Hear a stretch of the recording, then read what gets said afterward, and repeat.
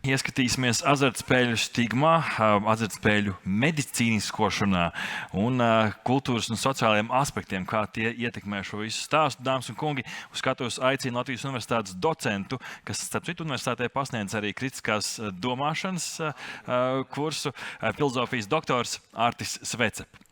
Jā. Labdien!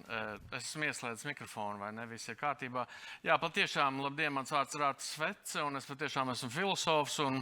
Protams, šī sastapšanās ir mazliet tāda pārsteidzoša ne tikai jums, bet man arī. Bet tad, kad man uzrunāja un aicināja runāt par stigmu, es sāku par to tā domāt un arvien vairāk ieinteresējos. Un tā kā jums būs jāņem par labu tas, ko es te savā nodabā būšu izštukojis. Un patiešām es tad vairāk runāšu par stigmatizācijas tēmu, un tad vispirms mēģināšu to raksturot, tad mazliet pakomentēšu, manuprāt, vienu problēmu, kas saistās ar azartspēļu tādu medicīniskošanu, un tad beigās uzsvēršu šo kultūras un sociālo aspektu.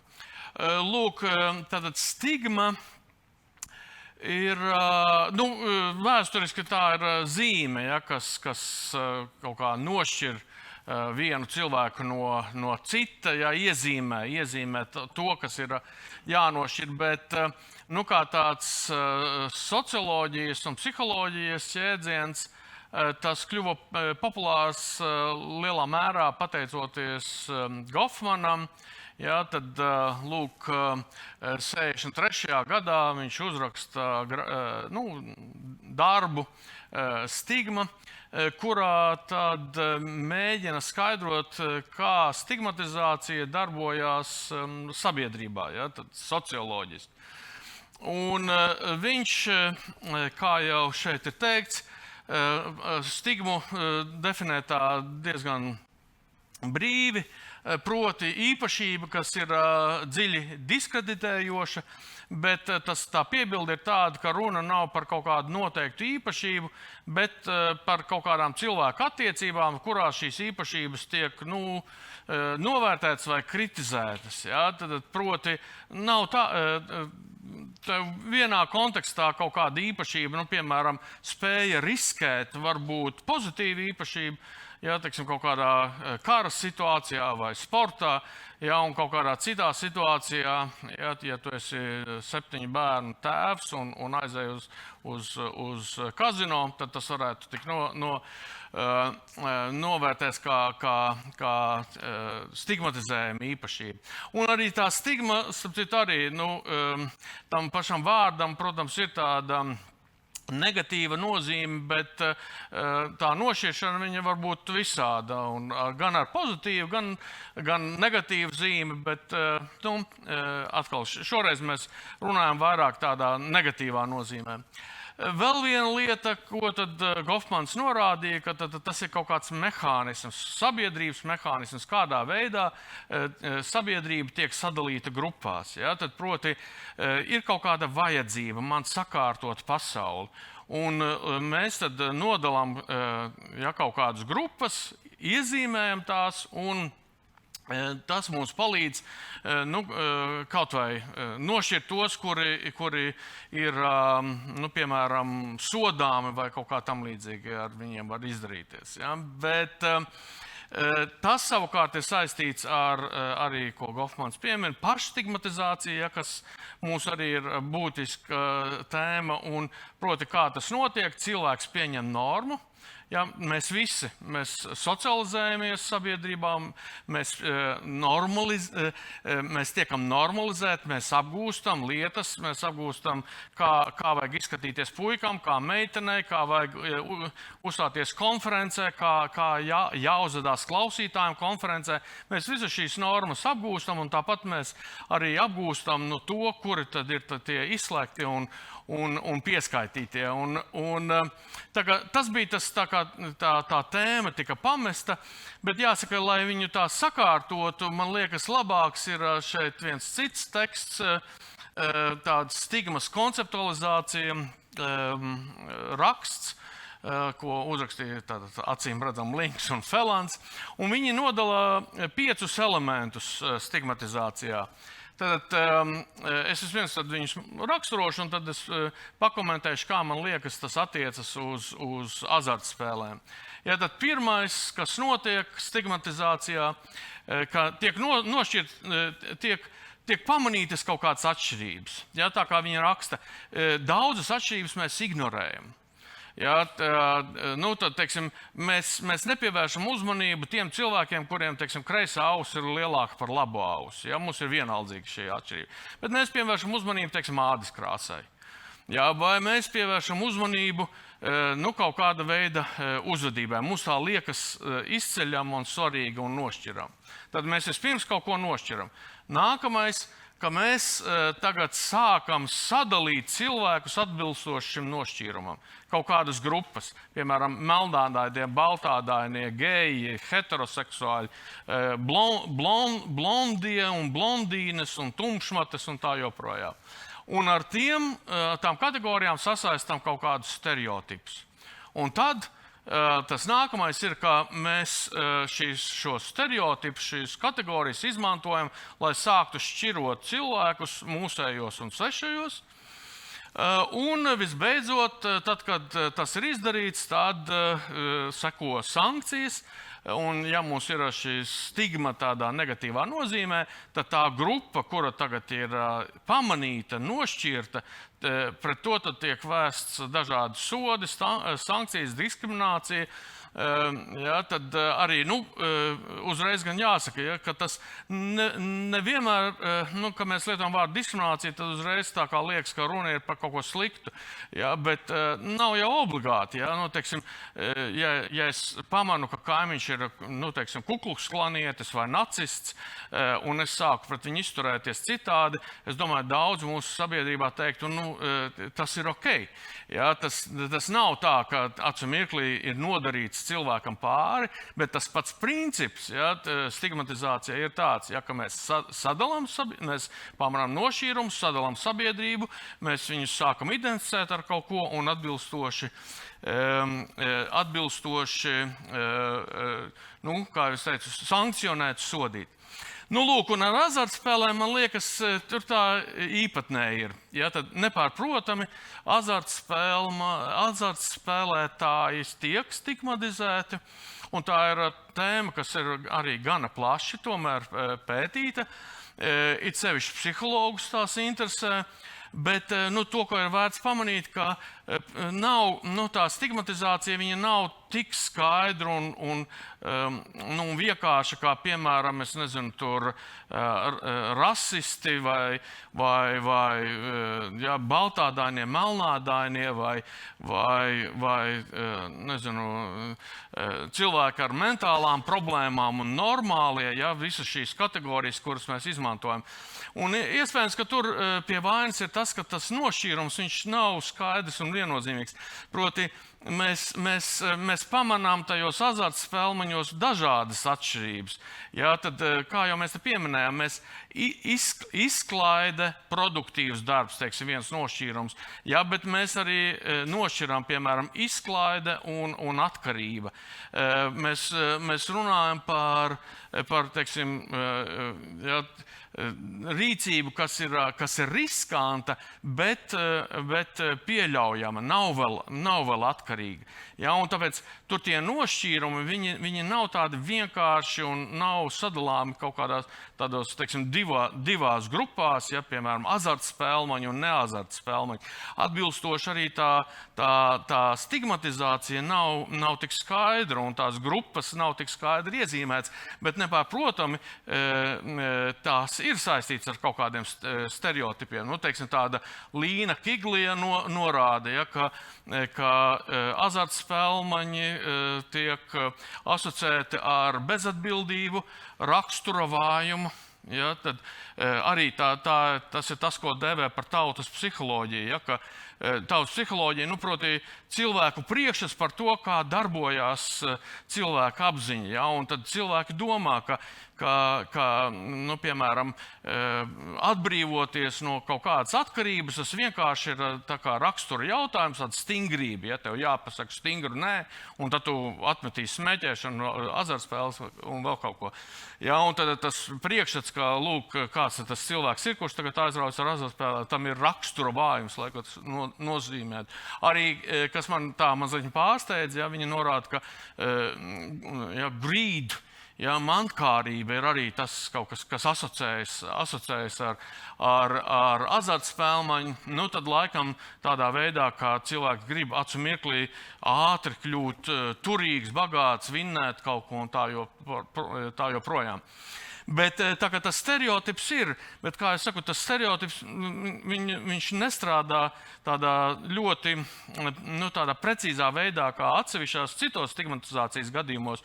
Un atbilstoši arī tā kategorija, viņa man liekas nav tik skaidra, ja, bet viņas tur ir.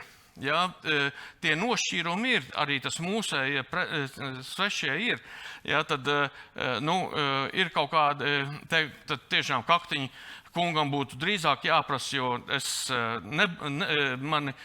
mani apgalvojumi balstās tādā, kā to teikt, tādā intuitīvā pieredzē, nevis empīriskos datos, bet man hipotēze būtu, ka mēs atrastu arī empīriskos datos to, ka ir kaut kādi mirkļi vismaz, kad azartspēles tiek asociētas, piemēram, ar tā kā sociāli zemāko slāni. Ja, kur vidusšķiras savā starpā apspriež, un tas arī no pieredzes, ja, kurš tad, es nekad neesmu redzējis, ka kāds iet tajā spēļu namā. Ja? Kur tad tur tie cilvēki ir? Un tā kāds stāsta, bet es zinu, no rītiem tur ienāk vai vēl kaut kā. Ja? Bet kas tad ir, kas tur no rītiem ienāk? Ja? Tie ir kaut kādi tādi īpaši specifiska sociāla grupa, tie neesam mēs, tie ir kādi citi.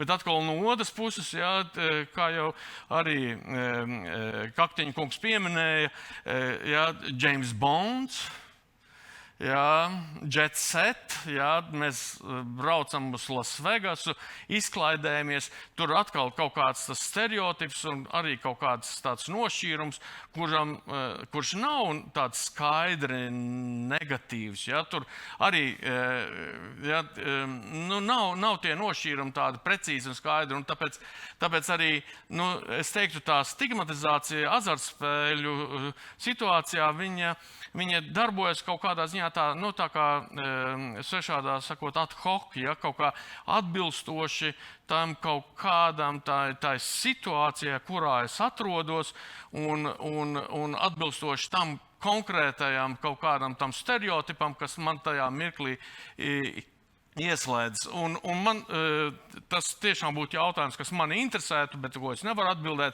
vai teiksim, šī stigmatizācija ir kaut kā vairāk saistīta ar vidusšķiras priekšstatiem par to, kas tad ir es nezinu, tāds kārtīgs dzīvesveids un atbildīga dzīvošana un tā joprojām, kas tā varētu būt. Ja? Tad, un atbilstoši tad arī tā diskriminācija nav, manuprāt, tāda, viņa arī tāda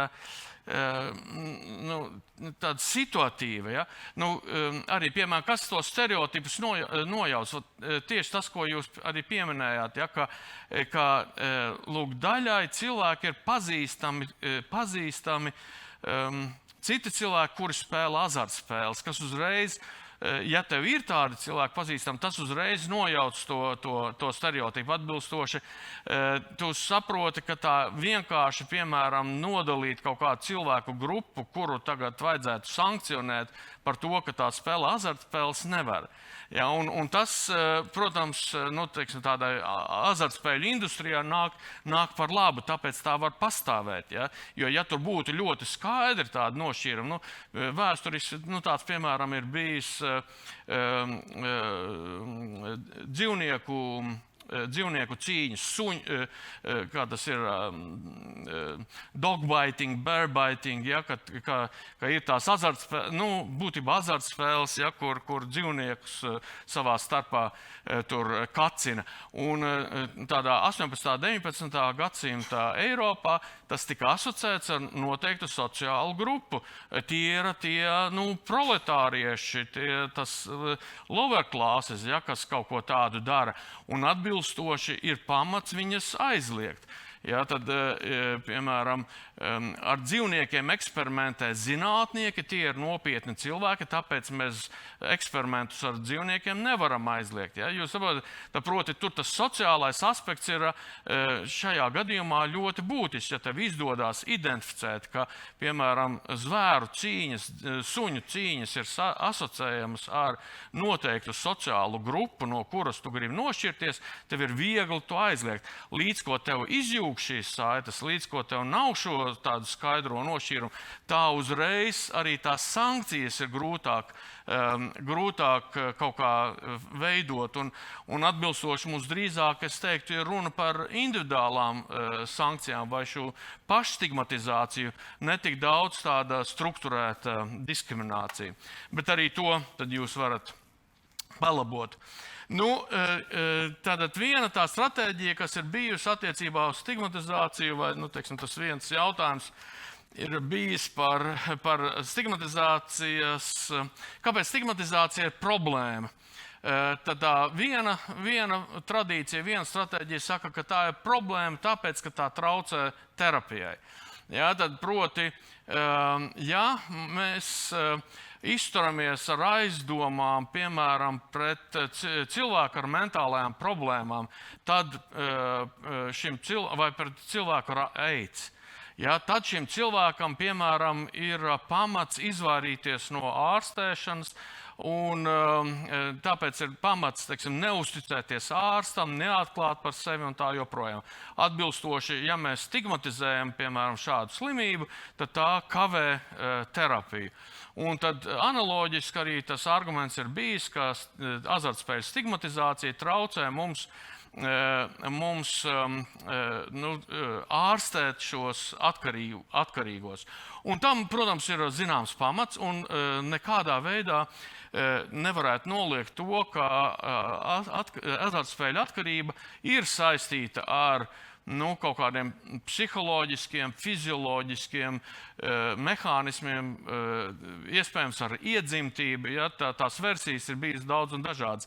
Bet tur ir tomēr viena problēma, un šeit es jūs nepiebeigšu ar filozofiju, bet ir tāds autors kā Žans-Pols Sartrs, kurš norādīja, ka tomēr, lai kā tu mēģinātu izstāstīt un mēģinātu iestāstīt sev, ka tavu rīcību nosaka kaut kādi cēloņi, cilvēks vienmēr jūt tomēr sevī šo iespēju, ka es varētu rīkoties citādi.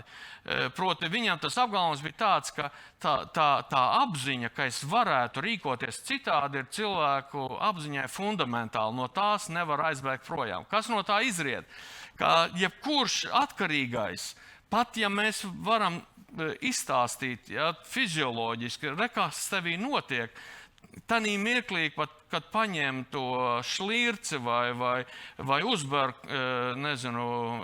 kokaīnu vai ietas vai sniedzas pēc Coca-Colas pudeles, ja, tanī mirklī jūt to iespēju, ka es varētu tagad nedarīt. Un lai kā mēs tagad, un te ir tas problēma ar medicīniskošanu. Ja medicīniskošana nozīmē, ka tu mēģini pasniegt šo procesu kā tādu tīri cēlonisku. Ja viens nosaka otru, tu neko tur nevari darīt. Tavi, pieņemsim, gēni tev liek nodarboties ar azartspēlēm. Bet pat ja tas tā ir, neviens cilvēks nespēja šādā veidā pilnībā par sevi domāt. Tāpēc šim cilvēkam vienmēr būs vainas sajūta, ja tā rīcība, ko viņš izvēlās, ir stigmatizēta. Ja, tāpēc tas, kam mēs gribējām pievērst uzmanību, medicīna vai psiholoģija, viņa patiesībā nevar tikt galā ar stigmatizāciju. Viņa var palīdzēt cilvēkam kaut kā ar to sadzīvot vai kaut kā mazināt, ja? Bet tā cilvēka tā iekšējā sajūta, kura ir varbūt kļūdaina, ja? Bet viņa ir. Es varētu rīkoties citādi, es varētu neiet uz to kazino. Un šajā sakarā, ap citu runājot par to pašreģistrēto spēlmaņu sarakstu, man liekas, kas ir tur tas pozitīvais, ka cilvēks pats piesakās. Ja tādā veidā viņš nereducē sevi atkal uz objektu, ja, ar kuru kaut kas tiek darīts vai ar kuru kaut kas notiek. Ja, es tā kā pats izvēlos. Bet tur ir viena, tad vārds sakot, man liekas, tā psiholoģija un medicīna, viņas ir ļoti būtiskas, bet viņas nevar atrisināt to stigmatizācijas jautājumu. Un tad drīzāk jautājums ir, kāpēc mums šī uzvedība liekas kaut kas tāds, no kuras ir jāatbrīvojas. Un uz to nevar atbildēt psiholoģija, bet drīzāk sociālās zinātnes. Nezinu, izpratne par kultūru. Un vēl vienu jums klasiķi pieminējuši, kāpēc ne, vai ne? Tad latviešu valodā tulkots Mila darbs par brīvību, un tur viņš vairāk kārt runā par azartspēlēm. Un viens viņam ir interesants arguments par azartspēlēm. Viņš saka, tas nav par azartspēlēm, bet viņš tieši saka, tagad vai mums vajag. Tagad, ja cilvēks izdara kaut ko bezatbildību, teiksim, nospēlē savu naudu, tādā vietā viņš nerunā par spēlēšanu, bet teiksim, viņš zaudē savu naudu, viņš notriec savu naudu. Vai mums tagad būtu jāaizliedz tā darbība, ko viņš tur dara? Un viņa atbilde ir nē, tāpēc ka problēma ir nevis pašā darbībā, bet tajā rezultātā. Proti, ja cilvēks, piemēram, zaudē visu naudu, jo iegulda to savā idejā par jaunu datoru vai iegulda savā idejā par to, ka nākotnes tehnoloģija būs pagers. Ja? Un tagad visu savu naudu iegulda pageros un zaudē. Vai tagad no tā izriet, ka naudas ieguldīšana būtu jāaizliedz? Ja cilvēks ir pametis savus bērnus novātā, jo nāk uz kaut kādām konferencēm staigā, ja? Nevis sēž mājās un pieskata bērnus, ja? bet sēž konferencē, klausās filosofu. Ja? Tad, vai mums, un bērni ir pamesti novārtā, vai mums tagad vajadzētu aizliegt konferences? Nē. Problēma ir, tas jautājums ir nevis par konferencēm vai par azartspēlēm vai par alkoholu, bet ko tu ar to dari? Ja, protams, tur varētu daudz kam iebilst, varbūt, bet tā doma tomēr ir interesanta. Ja, ka, proti, mēs jau man ir animācija netīšām ielikusies. Jā, tas nebija tā speciāli domāts. Jā. Bet jūs saprotat, ka mūsu tā pirmā doma vienmēr ir, mums tagad ir problēma ir tajā, kas tiek. Problēma ir tajā, ko tas cilvēks dara. Proti, kas ir tā rīcība, ja, kā mēs viņu tagad ierobežosim. Bet tur nav tādas skaidras loģikas, kāpēc viena rīcība tiek uzskatīta par stigmatizējumu un otra nav. Arī tāds Leonards Deivis darbā par obsession, apsēstību, ja, raksta, ka mēs, piemēram, mēs uzskatām par psihisku slimību to, ka cilvēks, pieņemsim, visu laiku rokas mazgā. Ja? viņam obsession, apsēstība, visu laiku rokas mazgā. Bet, ja teiksim, cilvēks visu laiku viņš ir pārņemts ar filosofiju vai matemātiku, ja? Viņš visu laiku rēķina. Mēs to neuzskatām par kaut kādu mentālu kaiti. Tas ir kā reizi drīzāk cilvēks, kurš ir mūsu sabiedrībai noderīgs un kurš tagad ir visādos veidos jāatbalsta. Un, protams, atkal es nesaku, ka nav atšķirības starp azartspēlēm un piemēram, atkarību no cukura vai sociālajiem tīkliem vai ko mēs to varētu izdomāt. Ja? Tur līdzība ir. Jā, tad arī es ieliku tur atsauci, varēsiet vēlāk apskatīties, ja tāds Maikls Šulsons apraksta to, kā darbojās sociālie tīkli, ja, kā viņi rada, kā viņi hook, ja, to skatītā, to apmeklētāju, ja, piestājas uzmanību, prasa rīcību, dod kaut kādu balvu par šo rīcību un tad atkārto. Un jo vairāk tu investē, jo tev ir lielāka pieredums un tur vēlam atgriezties. Atkal kaut kas pazīstams, vai ne? Bet mēs to vai citu iemeslu dēļ, mēs, piemēram, sociālos tīklus neaizliedzam. Ja? Mēs cukuru neaizliedzam, mēs alkoholu neaizliedzam. Vai tas nozīmē, ka nav atšķirības starp azartspēlēm un cukuru? Es saku, nav tik viennozīmīgi. Protams, tur tie riski atkal, acīm redzamāki vai vēl kaut kādi, par to visu var diskutēt. Es nesaku, ka azartspēļu gadījumā mums nevajadzētu tāpat ierobežot, kā pieņemsim, es nezinu, kaut ko sociālo tīklu apmeklējumu, bet tomēr to atšķirību tajā mūsu attieksmē, viņu nevar izskaidrot kā kaut ko tādu loģisku un racionālu. Tas tomēr ir saistīts ar kaut kādiem mūsu kultūras priekšstatiem, kurus atkal mēs nevaram tīri psiholoģiski izskaidrot. Un pēdējais slaids arī ar animāciju, lai jums būtu tā kaut kā tā izklaidējošāk, acīm redzam, tā ir tas domāts. Jā, tad proti, tā stigmatizācija un pašstigmatizācija ir saistīta ar mūsu sociālajām normām. Jā, tad psiholoģiskā palīdzība, es pilnīgi piekrītu, ka viņa ir vajadzīga, un tas darbs ar individu ir vajadzīgs. Ja? Protams, ka es tam piekrītu. Bet šīs darbs ar individu nevar mainīt normas. Bet sabiedrības normas ir tās, kuras rada stigmatizāciju, kuras nosaka to, kas tad ir stigmatizējums vai nav stigmatizējums. Ja, tad, piemēram, ja mūsu vērtība ir produktivitāte un azartspēles ir kaut kas pretējs produktivitātei, man ļoti grūti kaut kā iedomāties, kā to varētu mūsu sabiedrībā izmainīt. Un te ir vēl grandiozāki jautājumi, kuros es tagad neiešu. Kāpēc vispār mūsu sabiedrībā cilvēki uzskata, ka ir labi, piemēram, kļūt bagātam bez darba. Ja? Tas jau nav doma, kas ir kaut kāda tāda pašsaprotama. Viņa no kurienes nāk, tā sabiedrība šādas domas piespēlē. Un azartspēles savā ziņā tikai atbild uz to sociālo, jau to pasauli, kurā mēs dzīvojam. Ja, tā kā es domāju, risināt stigmatizācijas problēmu, nedomājot par kaut kādu to sociālo kontekstu, vienkārši nav iespējams. Es arī uzmanītos ar mēģinājumiem parādīt azartspēles tikai kā slimību un atkarību tikai kā slimību. Jo man liekas, viena no lietām, kas no tā izriet, ir, ka, ja tā ir tikai slimība, tad nav nekāda pamata tā eksistēt.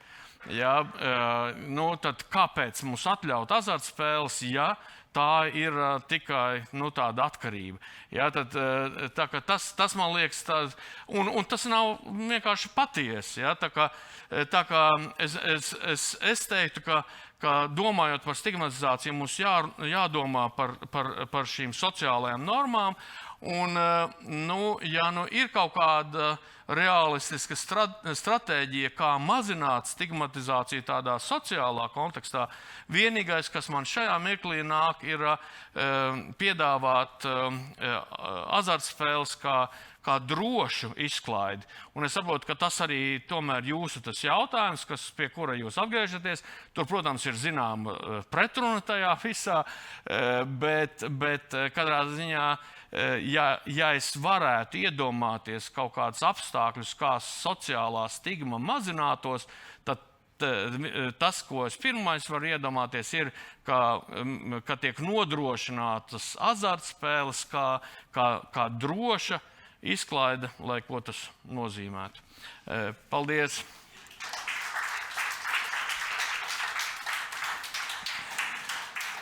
Varbūt mums daudz norunājam. Viss kārtībā. Varbūt mums kāds ātrais jautājums Sveces kungam. Jā, ir. Lūdzu. Es nezinu, vai būs ātri. Mēģinam.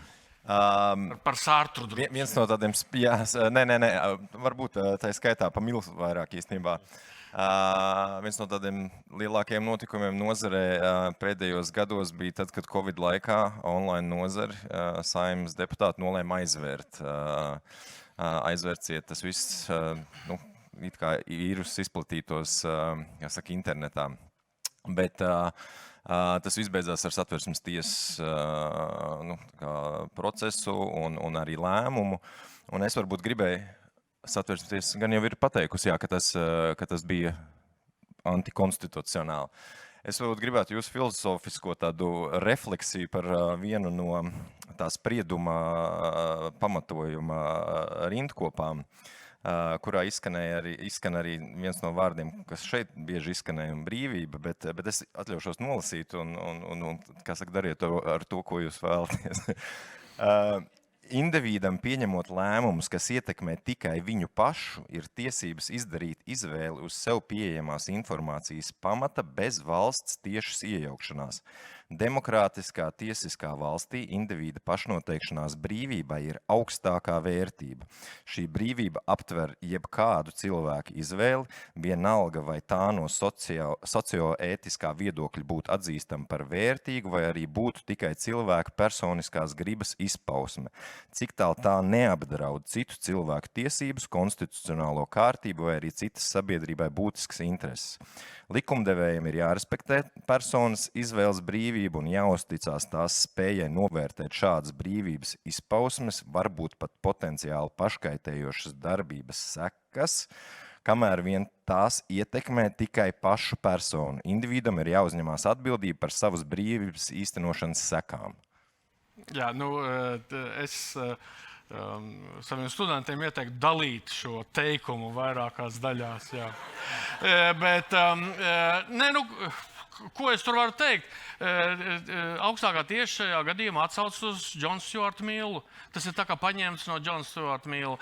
Bet, protams, ar Johnu Stuartu Millu tur ir zināmas problēmas. Ja? Tad, jūs saprotiet, ka patiešām Millam tas princips bija, un tas ir viens no liberālisma pamatprincipiem, ka cilvēks drīkst darīt, mums jāļauj cilvēkam darīt visu, kas viņam ienāk prātā, ja viņš nenodara kaitējumu citiem, pat ja šis cilvēks nodara kaitējumu sev.